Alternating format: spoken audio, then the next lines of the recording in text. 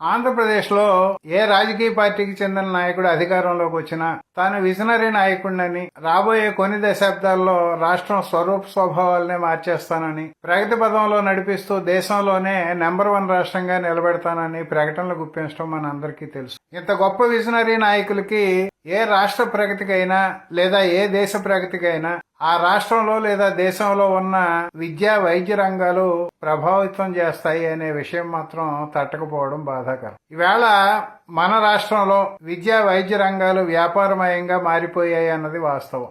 ఈ వ్యవస్థల్ని నియంత్రించాల్సిన ప్రభుత్వ వ్యవస్థలన్నీ కూడా నిద్రాణ స్థితిలో ఉంటున్నాయన్నది కూడా అంతకంటే వాస్తవం. ఈవేళ విద్యని ప్రైవేట్ రంగం శాసిస్తోంది మన రాష్ట్రంలో. ఏ ప్రైవేటు స్కూళ్లలోనూ కూడా ఆ పాఠశాలలో చదువుతున్న విద్యార్థులకి సరిపడే ఆట స్థలం కనిపించదు. ప్లే గ్రౌండ్ లో ఉన్నట్టుగా కాగితాల మీద వాళ్ళు రిపోర్టులు రాస్తే లంచాలు పుచ్చుకుని గుడ్డిగా అనుమతులు ఇచ్చేటువంటి వ్యవస్థలో మనం ఉన్నాం.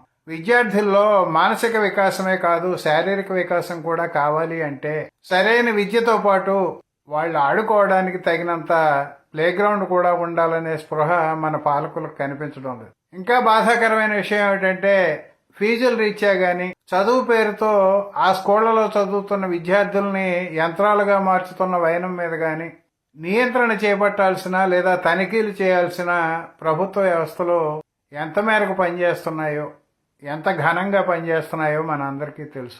చాలా మందికి తెలియని విషయం ఏమిటంటే విద్యా వైద్యం పేరు మీద ఈవేళ వ్యాపార రంగంలోకి ప్రవేశించిన కార్పొరేట్లందరూ కూడా ఆ విద్యా వైద్య సంస్థలని తాము సొంతంగా నడుపుతున్నామని, వాటి మీద వచ్చే లాభాలని తాము అనుభవిస్తున్నామని ఎక్కడ కాగితాల మీద చూపెట్టు. విద్యా వైద్య రంగంలో ఈవేళ కొనసాగుతున్నటువంటి ప్రైవేటు వ్యవస్థలన్నీ కూడా సొసైటీల పేరు మీద, ట్రస్టుల పేరు మీద రిజిస్టర్ అయ్యి సొసైటీస్ యాక్ట్ కింద ఆ ట్రస్టులు, సొసైటీలు ఇన్కమ్ ట్యాక్సులు కట్టకుండా లాభాలని మాత్రం ఆ సొసైటీలని లేదా ట్రస్టుల్ని ఎవరు నిర్వహిస్తున్నారో వాళ్ళు తమ జేబుల్లోకి వేసుకుంటున్నారు అనేది వాస్తవం. నాకు తెలిసిన ఒక ఇన్కమ్ ట్యాక్స్ ఇన్స్పెక్టర్ గారు ఒక సందర్భంలో నాతో మాట్లాడుతూ ఈ దేశంలో ప్రైవేటు విద్యా సంస్థల్ని, ఆసుపత్రుల్ని, ట్రస్టులు, సొసైటీలు నడపడానికి ఎప్పుడైతే ప్రభుత్వం అనుమతి ఇచ్చిందో అప్పుడే ఆ 2 వ్యవస్థలు భ్రష్టు పట్టిపోయాయి. నా సర్వీస్ మొత్తం మీద నేను నడుపుతున్న విద్యా సంస్థకి ఇంత లాభం వచ్చింది, నేను ఇన్కమ్ ట్యాక్స్ కడుతున్నాను అని చెప్పి ముందుకొచ్చి కట్టిన వ్యక్తిని ఒక్కతన్నే నేను చూశాను అని చెప్పి ఆయన కామెంట్ చేశారు. అంటే ఏంటి, వీళ్ళు ఎన్ని లక్షలు లేదా కోట్లు లాభాలు ఆర్జిస్తున్నప్పటికీ కూడా ఆ విద్యా సంస్థనో లేదా ఆసుపత్రినో డెవలప్ చేయడానికో లేదా సిబ్బందిని నియమించుకోవడానికో వారి వేతనాలు పెంచడానికో ఖర్చు పెడుతున్నామని చెప్పి చూపెడుతూ ఉంటారు తప్ప లాభాలు ఆర్జిస్తున్నట్టుగా ఎక్కడ కాగితాల మీద చూపెట్టారు. పైగా ఈవేళ మన విద్యా వ్యవస్థలో చదువుల తీరు ఏ రకంగా ఉందో మన అందరికీ తెలుసు. మనం యంత్రాలను తయారు చేస్తున్నాం తప్ప విద్యార్థుల్ని వివేకవంతులుగా తయారు చేసే విద్య మనం అందించట్లేదని మన అందరికీ తెలుసు. ఈవేళ 50-60 సంవత్సరాలు దాటిన వాళ్ళకి తమ బాల్యం గురించి, బాల్య స్మృతుల గురించి చెప్పుకునే అవకాశం ఉంది. కానీ నేడు స్కూళ్లకు వెళ్తున్న పిల్లలకి వాళ్ళు ఎదిగిన తర్వాత బాల్య స్మృతులు అంటూ ఉండవు. మేము ఇలా ఆడుకున్నాం, అలా ఆడుకున్నాం చిన్నప్పుడు అని చెప్పుకోవడానికి ఏమీ మిగలదు. పైగా వైద్య రంగంలోకి వచ్చేటప్పటికి దోపిడీ ఏ రకంగా ఉందో నాబోటి వాళ్ళకి తెలిసినట్టుగా మిగతా వాళ్ళకి తెలియకపోవచ్చు. ఎందుకంటే నేను వైద్య రంగంలో 25 సంవత్సరాలకు పైగా సేవలు అందిస్తున్నాను. స్వయంగా సుమారు 15 సంవత్సరాల పాటు క్లినికల్ ల్యాబొరేటరీ నిర్వహించి ప్రజలకు సేవలు అందించాను. ఈవేళ ఏ ఆసుపత్రికి వెళ్ళినా మన జేబులో బరువు ఎంత ఉంది అని చెప్పి చూసుకుని వెళ్లాల్సిన పరిస్థితిలో మనం ఉన్నాం. చాలా ఆసుపత్రుల్లో అసలు అక్కడ వసూలు చేసేటువంటి కన్సల్టేషన్ ఫీజు ఎంత, ఏ సేవలకి ఎంత వసూలు చేస్తారో అనే బోర్డులు ఎక్కడా కనిపించవు. నిబంధనలు మటుకు ఘనంగా ఉంటాయి. క్లినికల్ ల్యాబొరేటరీలో అయితే ఏ పరీక్షకి ఎంత వసూలు చేస్తారో అక్కడ బోర్డులు డిస్ప్లే చేయాలని చెప్పి రూల్స్ ఉన్నాయి. చాలా క్లినికల్ ల్యాబొరేటరీలో అవి పాటించారు. వేళ డాక్టర్లు ఎవరైనా రక్త పరీక్షలు రాస్తే లేదా స్కానింగ్లు రాస్తే రూపాయలు 40 నుంచి 60 పైసలు వాళ్ళకే కమిషన్ రూపంలో పోయేటువంటి వ్యవస్థలో మనం జీవిస్తున్నాం. ఇవన్నీ ప్రభుత్వంలో ఉన్న వాళ్ళకి తెలియదా అంటే తెలుసు.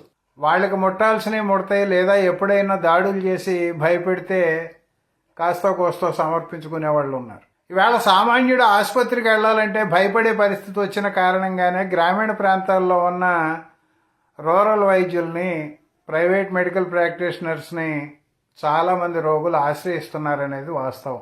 జగన్ గారి హయాంలో జిల్లా కేంద్రాల్లో ప్రభుత్వ ఆసుపత్రులు, వాటికి అనుబంధంగా కాలేజీలు కట్టాలి అని చెప్పి ఒక డెసిషన్ తీసుకోవడం జరిగింది. ఆయన అధికారం కోల్పోయిన తర్వాత ఎవరొచ్చారో మనకి తెలుసు. ఆయన వదిలేసిన కాలేజీలను వీళ్ళు కట్టడం మానేసి పీపీపీ పద్ధతిలో మేము కడతాము అని చెప్పి ప్రకటించారు. దీని మీద విద్యావేత్తల నుంచి విమర్శలు వస్తున్నా, బలహీనంగా ఉన్న ప్రతిపక్షం నుంచి నిరసనలు వస్తున్నా పాలకులు ఏమాత్రం పట్టించుకోవడం లేదనేది వాస్తవం. విజనరీ ఉన్న వాళ్ళకి నిజాయితీ ఉన్నట్లయితే అసలు ఈ దేశంలో పేద ప్రజలు వైద్య అవసరాల కోసం ఎక్కడికి వెళ్తున్నారు? నిజంగా వాళ్ళకి అవసరమైనప్పుడల్లా ఆసుపత్రులను వాళ్ళు దర్శిస్తున్నారా? ఆసుపత్రులను దర్శించడానికి వాళ్ళు భయపడే పరిస్థితి ఉందా? స్వేచ్ఛగా వెళ్ళగలుగుతున్నారా? ఆసుపత్రుల్లో దోపిడీ ఏ రకంగా ఉంటుంది? ఈ విషయాలను ఎప్పుడైనా ప్రభుత్వం పట్టించుకుందా? కనీసం మేము విజనరీ నాయకులు అని చెప్పే వాళ్ళు అభివృద్ధి చెందిన దేశాల్లో విద్యా వైద్య వ్యవస్థలు ఎలా ఉన్నాయో ఎప్పుడైనా గమనించారా?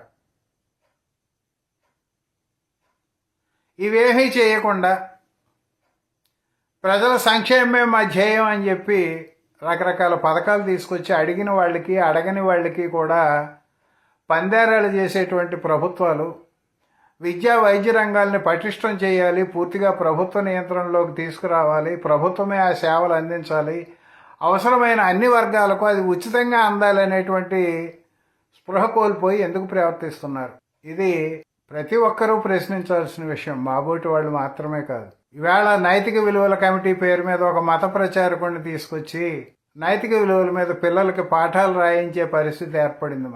నైతిక విలువలు సమాజాన్ని దృష్టిలో పెట్టుకుని మనుషుల్లో లేదా విద్యార్థుల్లో పెంపొందించాలి తప్ప మతం కోణంలో నైతిక విలువలను పెంపొందించడం అనేది జరగని పని. ఎందుకంటే మతాలు వేల సంవత్సరాలుగా మనుగడలో ఉన్నాయి. ఆ మతాలేమీ మనుషుల్లో సంస్కారాన్ని నేర్పలేదు, నైతిక విలువలను పెంపొందించలేదు అని చెప్పి ఈవేళ సమాజాన్ని చూస్తే మనకు అర్థమవుతోంది. ఎదురుగా కనిపిస్తున్న వాస్తవాలను కూడా గుర్తించలేని స్థితిలో ఈవేళ మన పాలకులు ఉన్నారు అంటే ఎంతకంటే దౌర్భాగ్యం మరొకటి ఉండదు. అయ్యా, మీరు ఏ పథకాలు అమలు జరుపుతారో, ఏ సంక్షేమ పథకాలు తీసుకొస్తారో, ఎవరికి ఎంత పంచుతారనేది సామాన్యులకు అనవసరం. చదువుకోవాలనే వాళ్ళకి ఉచితంగా విద్య, అనారోగ్యం వస్తే ఉచితంగా వైద్యం అందే పరిస్థితులు ఈ సమాజంలో వస్తే ప్రజలు అంతకంటే ఎక్కువ కోరుకోరు. మన మాజీ ఉపరాష్ట్రపతి వెంకయ్య నాయుడు గారు ఏ వేదిక మీదకి ఎక్కినా ఇదే విషయాన్ని ప్రస్తావిస్తున్నారు. కనీసం ఆ పెద్ద ఆయన ఏదో చెబుతున్నాడు విందామనేటువంటి స్పృహ కూడా మన పాలకులకు లేదు. దయచేసి పీపీపీ పద్ధతిలో మెడికల్ కాలేజీలను కట్టడం మానేసి గవర్నమెంటే వాటిని కట్టాల్సిన అవసరం ఉందని పాలకులు గుర్తించండి. అబ్బే, మేము ప్రైవేటు భాగస్వామ్యంతో కట్టిన నియంత్రణ ప్రభుత్వాందే ఉంటుందని చెప్పడం అంటే ప్రజల్ని మోసం చేయడమే. హైదరాబాద్లో అపోలో ఆసుపత్రి కట్టినప్పుడు ఆ ఆసుపత్రికి ఉచితంగా స్థలాన్ని కేటాయిస్తూ ప్రభుత్వం ఒక ఒప్పందం చేసుకుంది. 15% బెడ్లు పేదలకు ఉచితంగా కేటాయించాలి. అదే అపోలో ఆసుపత్రికి ఢిల్లీలో అక్కడి ప్రభుత్వం ఉచితంగా స్థలం కేటాయించి 20% బెడ్లు ఉచితంగా పేదలకు కేటాయించాలని చెప్పి ఒప్పందం చేసుకుంది.